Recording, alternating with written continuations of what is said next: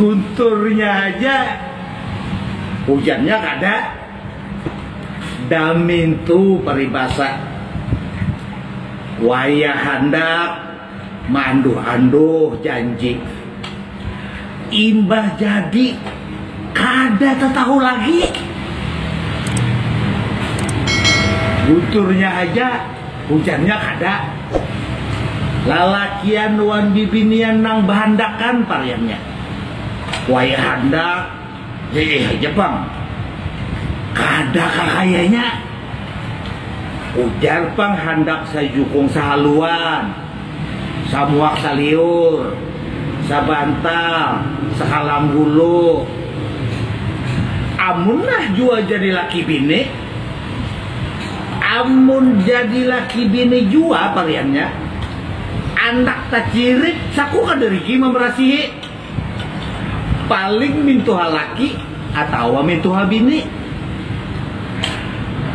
Amun saikung mati badahulu nang ditinggal saku kadelawas balu, balum karing tanah kuburan, sudah kegatalan dicari pasangan.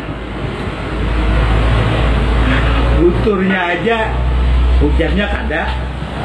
Damintu peribahasa Banjar barikalan wayah handak mandu-anduh janji, imbah jadi kada tahu lagi.